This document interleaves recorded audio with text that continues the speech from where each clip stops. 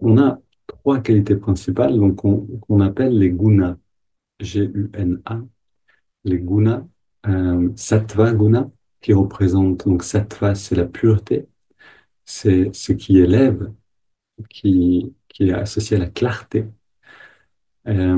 Quand on exprime de la bonté, quand on exprime des qualités positives de l'âme, en fait, hein, quand l'âme peut s'exprimer à travers nous, on a beaucoup de sattva guna, on a beaucoup, cette qualité, en fait, va se renforcer en nous-mêmes. Et cette qualité donne une direction à notre énergie. Mais l'inverse est vrai, la direction donnée à notre énergie va nourrir cette qualité également.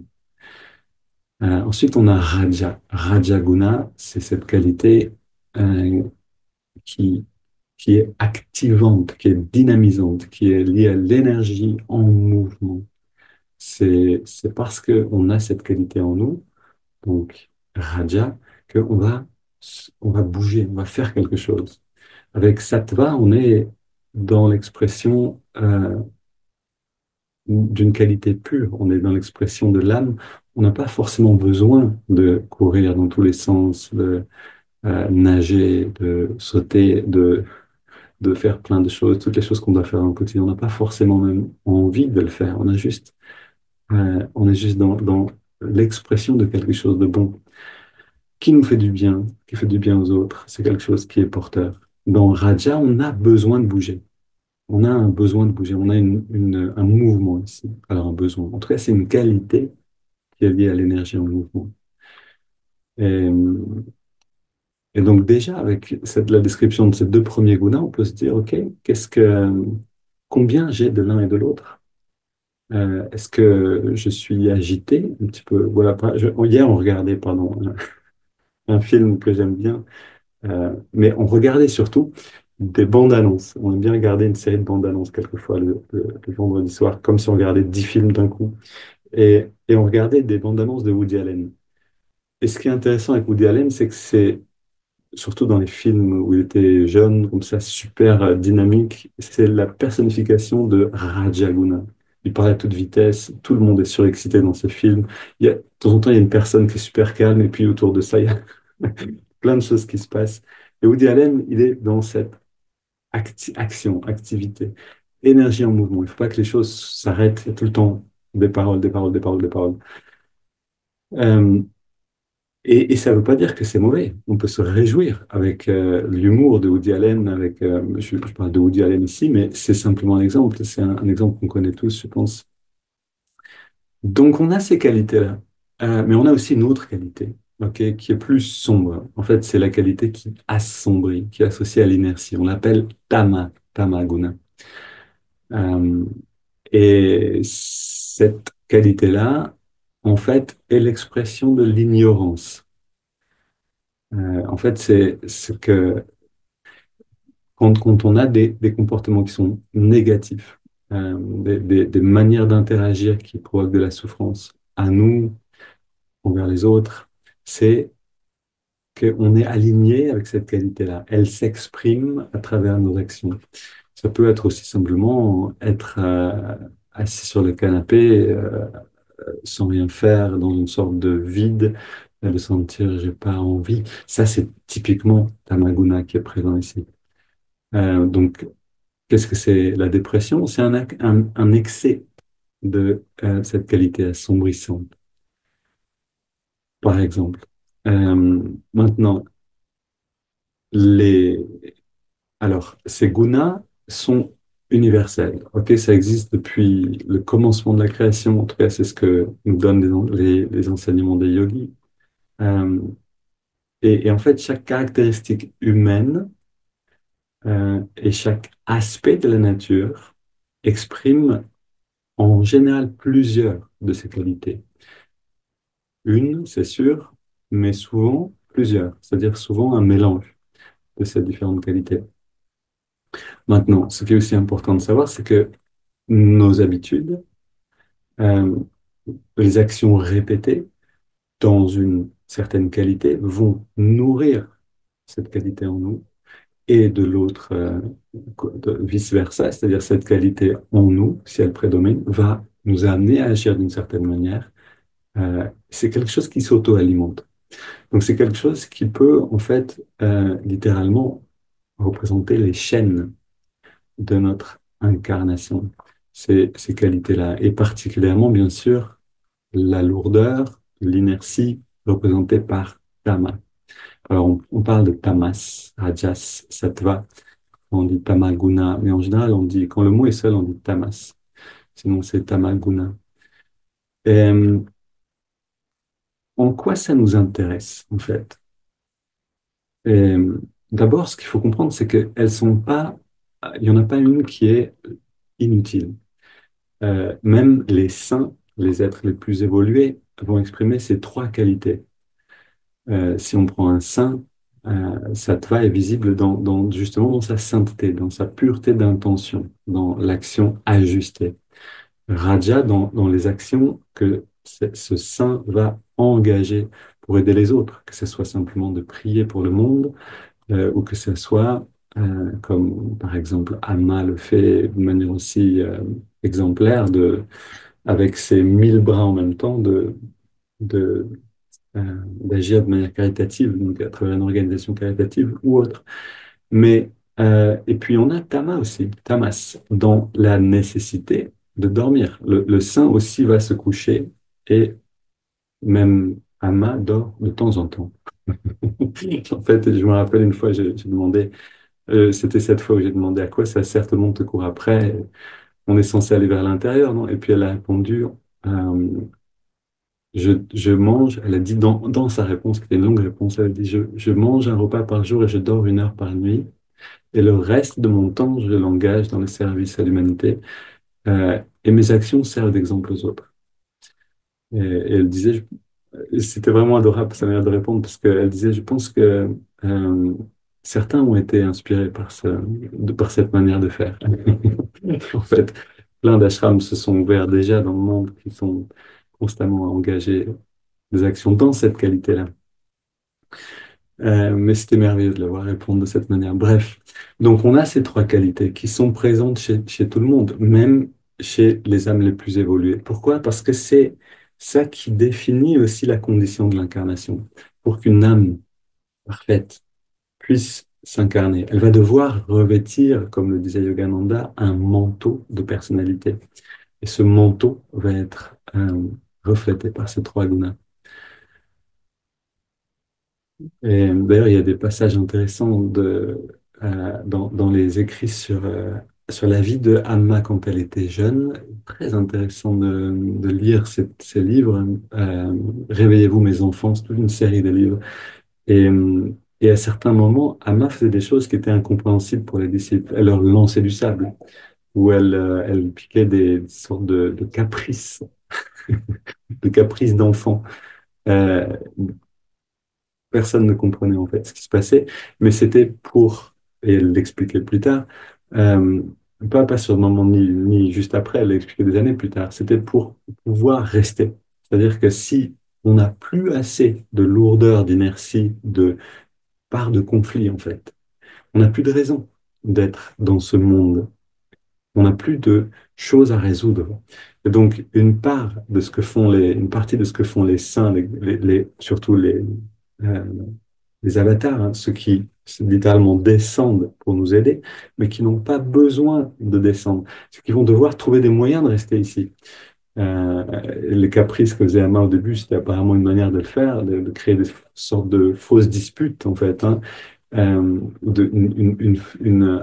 une fausse agressivité qu'elle jouait, mais qui lui permettait de créer un peu de karma et de rester.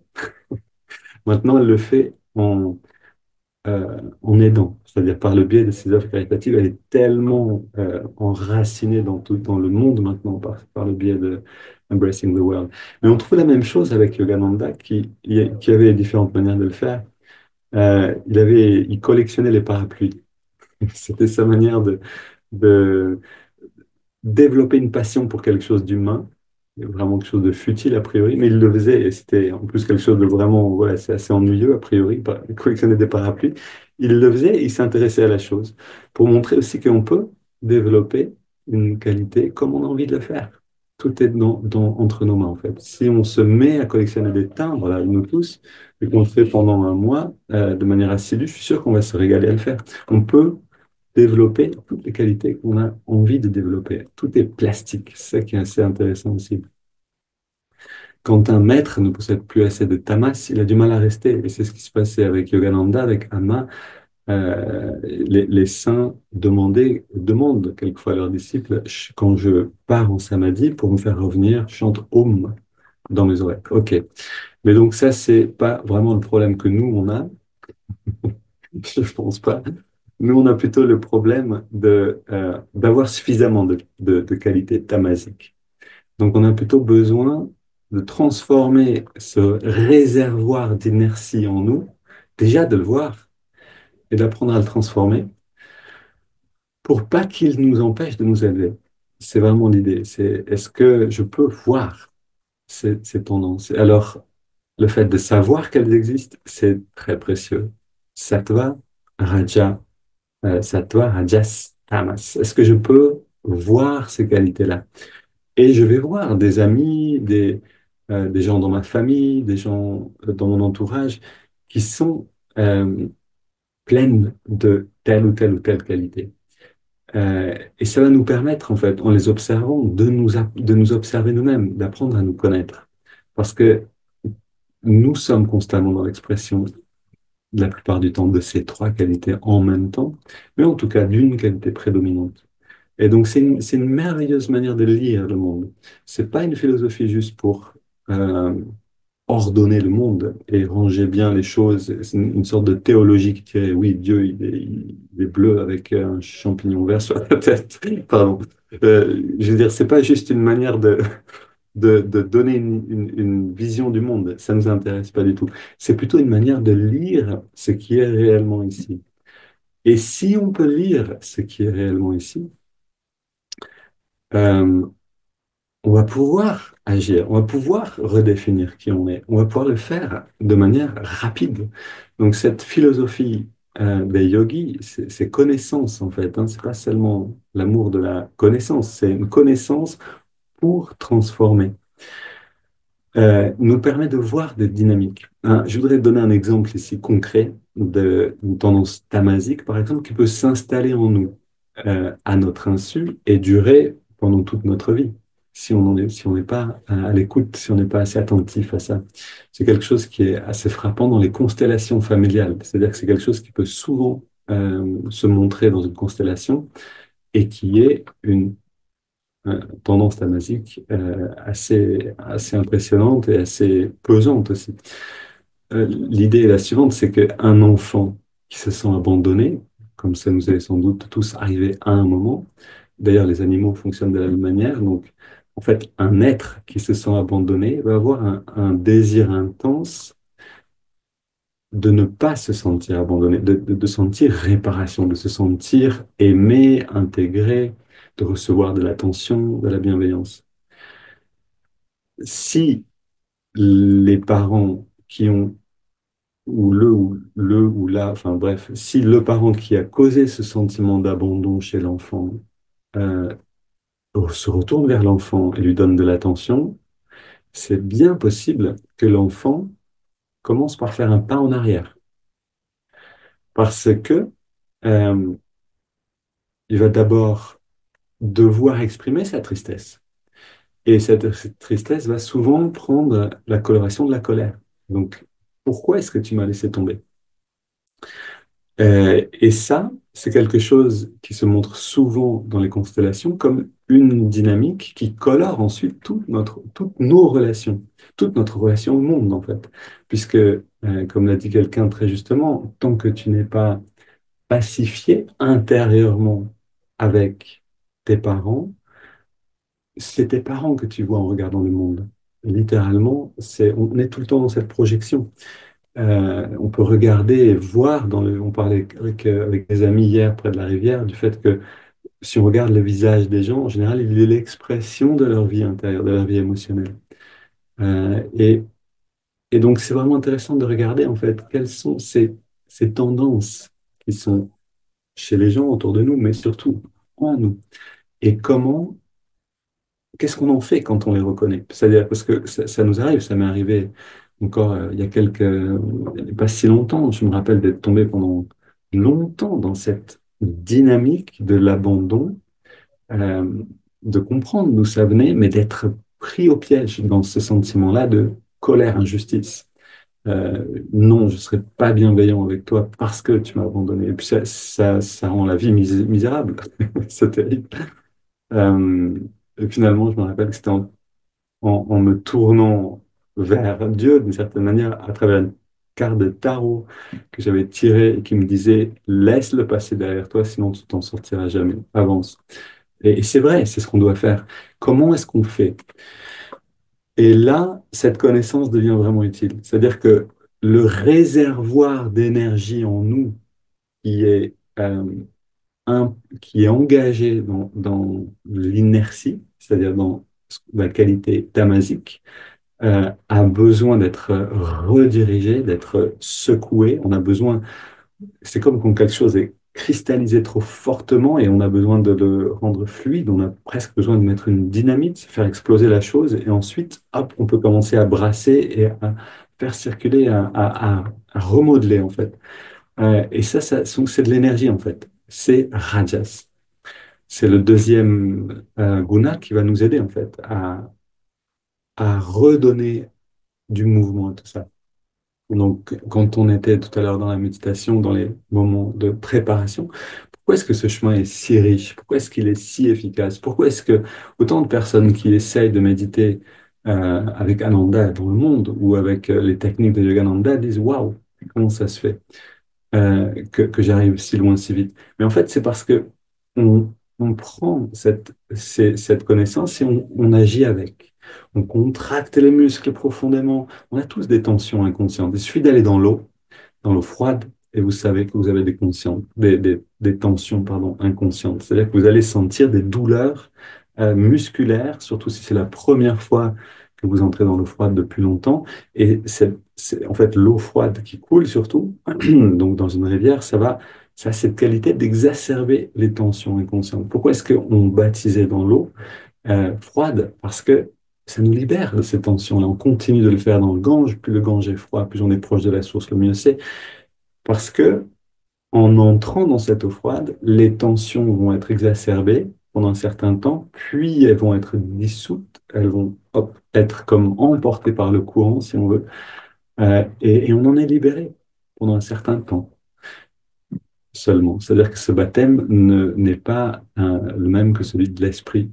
C'est pas la transformation définitive, mais c'est une transformation corporelle qui a un impact fort sur l'esprit. Donc, je parle souvent de se plonger dans l'eau froide parce qu'on le fait tous les jours et parce que c'est incroyable ce que ça nous fait, mais c'est une manière assez évidente de transformer une inertie en entrant dans l'eau froide. Il y a hop là, ce coup d'adrénaline, de l'énergie se met à circuler à fond parce qu'il faut réchauffer le corps. Alerte, alerte, alarme. OK, il y a ça qui se passe, donc il y a beaucoup d'énergie qui se met en mouvement. Si en plus on n'utilise pas cette énergie juste pour comment dire, l'extérioriser, mais qu'on peut la ramener vers le spirituel. Waouh! Qu'est-ce que c'est beau de se baigner dans une rivière froide et de pratiquer ensuite, ou d'en faire plutôt une pratique, et de profiter de la perception que ça nous... Il y a un jeu qu'on aime bien faire avec Janavi, c'est on va se baigner et ensuite on va au supermarché. On va se baigner et ensuite on va au Biocop, juste pour voir le monde, voir les gens. C'est magique. C'est aller vous baigner et ensuite aller dans un marché, encore mieux, un marché, un petit marché de village, et regarder avec les yeux libres des tensions inconscientes. Et on voit des nouvelles choses. On est simplement porté un petit peu dans la conscience. Alors, comment on fait? Donc, oui, on a besoin de mettre en mouvement l'énergie. On a besoin que cette mise en mouvement soit positive. Euh, donc, je regarde juste quelque chose.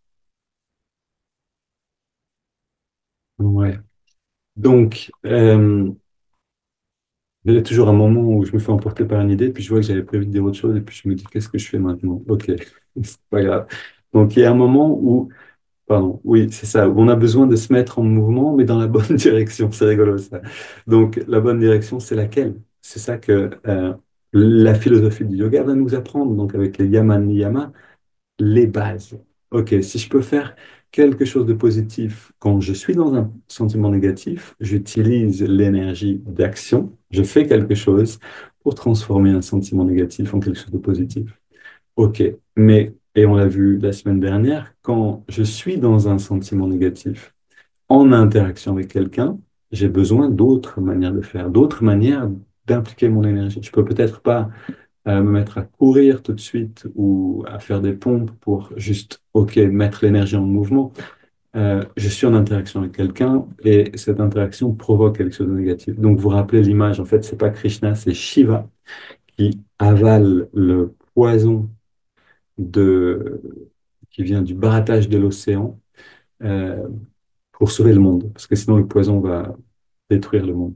Et donc il se retrouve, il a avalé le poison, et sa femme, donc Shiva, c'est Parvati, je pense, qui hop, l'empêche d'avaler. Et lui ne recrache pas le poison pour ne pas détruire le monde. Et c'est vraiment ça, en fait. Hein. C'est-à-dire, quand on est dans une interaction négative, on en parlait la semaine dernière avec la parole, la maîtrise de la parole, c'est justement je ne fais pas mien cette... Ça a l'air de, à l'origine. un peu de parole qui arrive. Euh, donc, je n'intègre pas en moi-même cette émotion-là. Je ne m'identifie pas complètement avec, mais je ne la recrache pas sur l'autre non plus. Qu'est-ce qui se passe dans ce moment-là où Shiva représente donc l'aspirant spirituel qui, ok, j'avale pas, je recrache pas, qu'est-ce que je fais en fait? Je transforme. Et je le fais par le biais de la parole.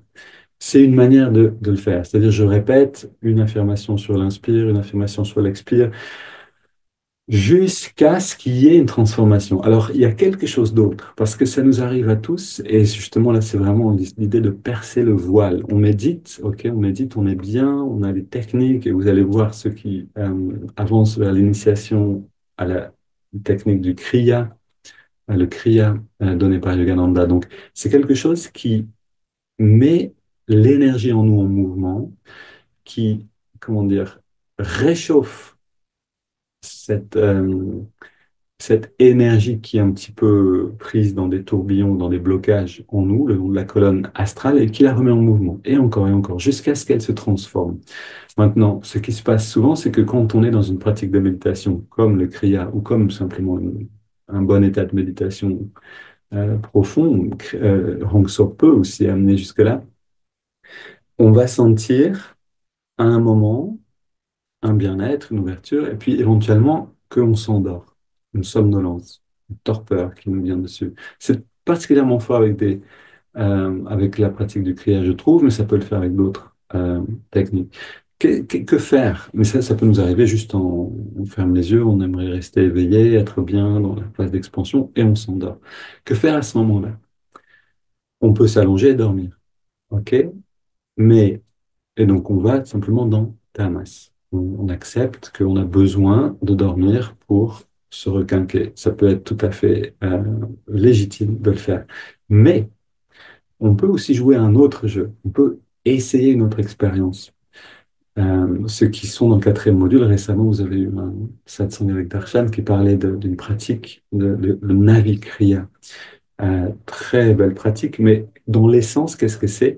On se concentre sur le ventre, au niveau du nombril, Manipura Chakra, qui est le centre de la volonté, qui correspond au feu digestif, mais au feu d'abord, simplement dans sa forme élémentaire. Et ce feu peut venir réchauffer le cœur. Donc vraiment, le feu du troisième chakra vient réchauffer le feu du cœur pour transformer ces, euh, ces nuages tamasiques, cette énergie d'inertie, prise dans l'inertie, dans la qualité d'inertie qui est en nous, et la transformer en quelque chose d'expansif. Et ça, c'est une expérience merveilleuse. C'est en fait une expérience. Alors, euh, pour moi, ça a été, après avoir passé un week-end avec Amma quand elle était à Toulon, je suis revenu et puis j'ai commencé à méditer. J'ai senti que, voilà, il y avait vraiment, clairement, elle m'avait porté au niveau de la méditation, j'ai commencé à méditer la nuit et à dormir moins. Et j'ai vu qu'il y a un moment quand on médite tard le soir, on va s'endormir, ok, on tombe en avant. J'ai vu, ok, qu'est-ce qui se passe si j'engage un peu plus d'énergie, un peu plus de respiration ujjayi, un peu plus de concentration, un peu plus de mantra, même dit à voix basse ou chuchoter, plus d'action. Pas juste attendre et être dans l'expansion, parce que là je m'endors, mais plus d'action, plus d'énergie. Et j'ai remarqué, et je ne suis pas le seul à en faire l'expérience, j'ai vu ça autour de moi aussi, qu'il y a un moment où cette énergie d'inertie qui nous fait dormir explose littéralement, se transforme c'est un peu comme une explosion de chaleur dans le cœur. Il y a quelque chose de très agréable. Alors j'ai lu aussi des livres sur la méditation de nuit, euh, la prière nocturne, je crois que ça s'appelle. C'est un très beau livre écrit par un carmélite euh, et, et qui parle aussi de cette chaleur éprouvée dans le cœur. C'est-à-dire que l'énergie qui nous empêche de nous élever, qui est prise dans des tendances qui vont vers le bas, dans quelque chose d'inconscient, l'énergie de l'inconscient qui nous attire dans le sommeil, se retrouve par une pratique plus intense, plus musclée, si vous voulez, plus active, avec Ujjayi, avec une expiration, avec la conscience peut-être centrée au niveau du troisième chakra, au niveau du ventre, et au niveau de l'œil spirituel. On crée un lien avec ce feu qui traverse tout tout le reste des chakras jusqu'en haut. Et il y a un moment où on a cette ouverture qui se passe. Euh, et on va le sentir. Physiologiquement, il y a quelque chose qui change. On va sentir une chaleur, un bien-être consistant ici. Et ensuite, ce qui est intéressant, c'est que j'ai remarqué, au bout de 5, 6, 7 sortes de bâillements, mais c'est des bâillements vraiment costauds, c'est genre un truc vraiment fort avec cette sensation d'expansion ici. Euh, on est de l'autre côté littéralement, on est de l'autre côté d'un voile. C'est pour ça que j'appelle ça percer le voile. J'en ai fait l'expérience encore et encore, et j'ai trouvé ces termes-là aussi dans l'expérience d'autres personnes qui en parlent, notamment les pères du désert, ou notamment les yogis, oui, les yogis de la chrétienté, on pourrait dire, les grands yogis chrétiens, c'est-à-dire ceux qui allaient dans l'expérience de l'union. C'est ça, en fait, ce que veut dire le mot yoga. Et vont tous parler du moment où il y a le voile. Ce voile où, en général, on tombe, on s'endort, on arrête de méditer, on se couche. Si on en reste toujours là, notre potentiel reste derrière un voile. Et donc, c'est là où cet enseignement peut devenir vraiment riche. C'est-à-dire que ça, la prochaine fois que vous entrez dans une méditation et que vous avez la possibilité de le faire, c'est un jour comme un week-end, vous n'avez pas un stress le lendemain de vous réveiller tôt, etc. Mais je dois dire que j'ai essayé la chose en fait, hein. Le mardi, c'était mon jour où j'avais 3 ou 4 boulots d'affilée avec pas mal de kilomètres à faire enfin pas mal de kilomètres, tout est relatif, mais une bonne heure de voiture pour aller travailler. Euh, Atelier philo avec des enfants, atelier relaxation dans une ESAT, cours de yoga le soir, ça faisait beaucoup. Et je me suis amusé à faire l'expérience de méditer beaucoup la nuit du lundi à mardi, au risque d'être épuisé toute la journée le mardi avec une journée bien remplie. En fait, en passant ce voile de l'inertie le soir, je me rendais compte que j'allais me coucher peut-être vers 1 heure du matin, ok? Donc je me dis 1 heure, 2 heures du matin, j'ai très peu de temps de sommeil, parce qu'il faut que je me réveille ensuite assez tôt pour méditer et partir travailler. Mais je me suis rendu compte que je me réveillais avant le réveil. C'est-à-dire qu'au lieu de me réveiller à 5h30, je me réveillais quelquefois à 5h, 4h30, et je me sentais mais plein d'énergie, parce que j'étais allé me coucher sans cette lourdeur, cette inertie du sommeil. Comme le dit Swami Kalanda dans un texte, je ne sais plus à quel endroit, il dit méditez le soir jusqu'à ne plus sentir la fatigue. Quand vous sentez que vous êtes plein d'énergie, vous pouvez vous coucher. Je trouve ça vraiment intéressant. Et en fait, j'ai lu ça après. après l'avoir fait. C'est-à-dire, je suis entré dans l'expérience, j'ai vu que Amma, elle méditait toute la nuit, j'avais envie de faire pareil. Donc j'ai commencé à faire pareil, j'ai vu ce voile qu'on peut le traverser. Et en effet, quand on traverse, on est dans quelque chose d'autre. C'est arrivé récemment, j'étais à quelqu'un d'autre, à Janavi, on méditait ensemble, c'était le jour de l'éclipse. Et puis on tombe sur une vidéo qui dit ne sortez pas. Ok, on sort pas pendant l'éclipse. Ou c'était quelqu'un de Ananda Sangha, je pense, qui nous a fait passer un message. Éclipse dangereuse, ne sortez pas. Ok, on reste dedans, on pratique la méditation, mais ça faisait long parce que ça dure un certain temps une éclipse.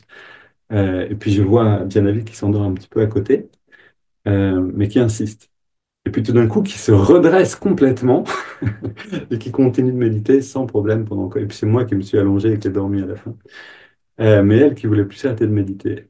Euh, Elle avait percé le voile et elle l'a décrit parfaitement. C'est-à-dire, j'ai senti cette lourdeur, cette torpeur, mais je me suis dit, allez, je vais un peu plus loin. Et tout d'un coup, hop, toute cette énergie qui est venue, c'est en fait ce voile, c'est-à-dire cette lourdeur peut être convertie en énergie. La masse de cette torpeur, est déjà 9 heures, peut être convertie en énergie. Et si on le fait, c'est une bombe atomique, en fait. Littéralement, E est égal à MC2, c'est-à-dire l'énergie, euh, c'est, on peut prendre de la masse et la convertir en énergie. Quand on le fait, c'est énorme. Et en fait, on a ce réservoir en nous-mêmes. Chaque lourdeur, chaque torpeur, chaque tendance à l'inertie a besoin d'être convertie par l'énergie en conscience. Et quand on va dans cette conversion, c'est-à-dire on sent qu'on s'endort et on va dans ces pratiques qui sont plus actives jusqu'à passer de l'autre côté, jusqu'à sentir ces explosions, ces bâillements, et ça vous arrivera, il n'y a pas de souci. C'est quelque chose qui est vraiment commun à tout le monde.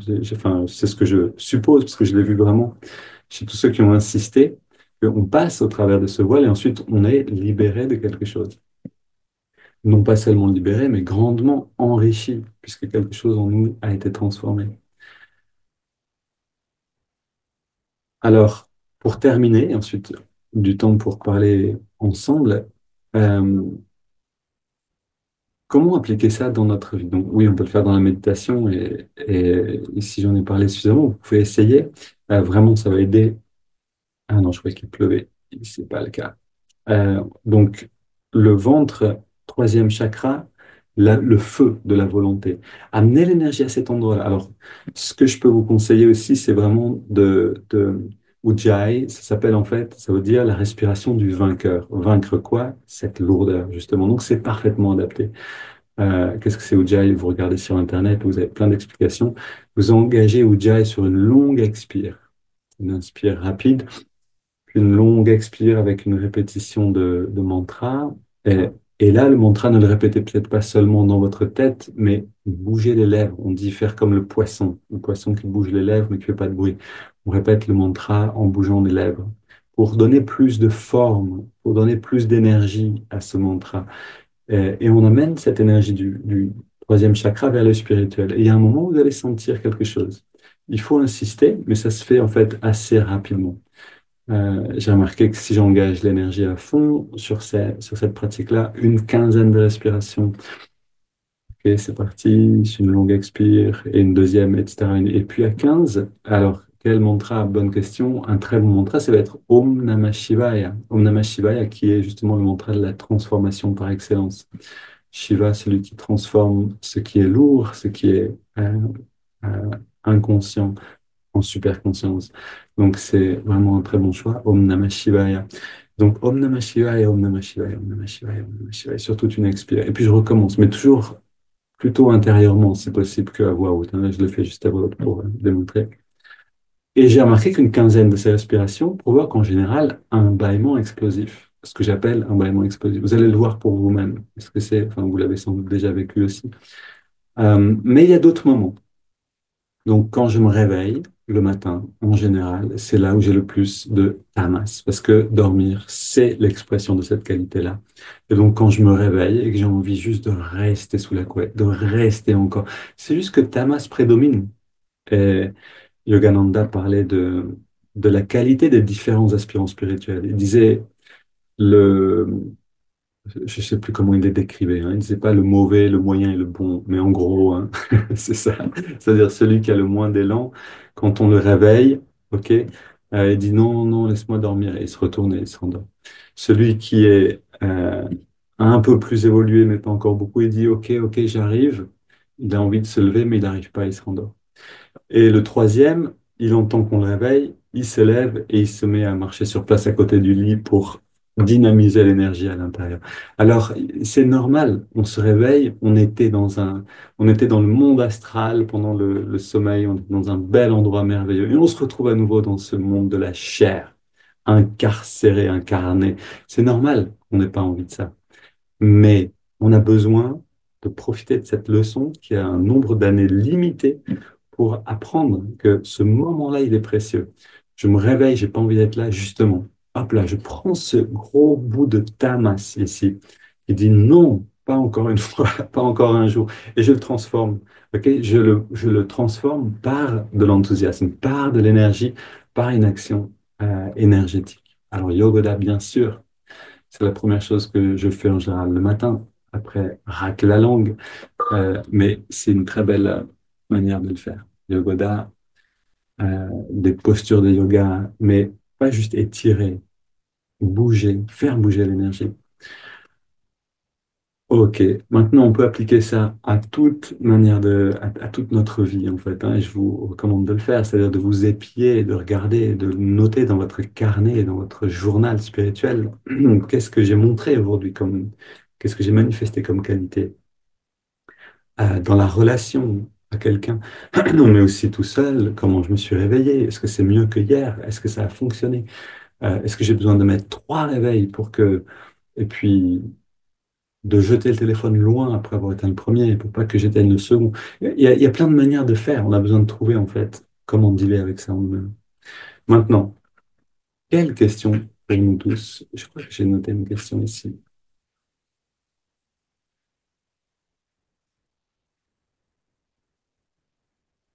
Oui, on va rentrer dans les petits groupes et voir un peu tout ça ensemble. Quelle technique de respiration? Ujjayi. U-J-J-A-Y-I. En général, il est écrit comme ça. U-J-J-A-Y-I. Ujjayi. C'est ce ah. Je ne sais pas si vous entendez ici. Ça fait un son chuchoté comme ça, mais c'est par le nez en fait. Si on n'arrive pas à le faire par le nez, on peut le faire par la bouche. Et en fait, ça va donner une forte direction à l'énergie. C'est vraiment intéressant. À ne pas faire quand on pratique Hong So. Ujjayi, c'est vraiment pas conseillé pour Hong So, c'est vraiment l'inverse, parce qu'on essaie de lâcher le contrôle. Mais quand on est en train de s'effondrer parce qu'on s'endort, on a besoin de plus de contrôle, de plus de force. Donc là, ça va aider. Et quand on a percé le voile une fois, on va le faire une deuxième fois plus facilement, etc. Quand on s'abandonne à la lourdeur tamasique une fois, on va le faire plus facilement une seconde fois, etc. Donc tout est entre nos mains. Ok, maintenant on va aller dans les petits groupes. Donc au revoir à ceux qui sont sur YouTube. Rejoignez-nous donc en direct. Demandez-nous le lien Zoom par mail et rejoignez ce joyeux groupe de 15 personnes. On est tous ensemble, on est contents, on vous attend.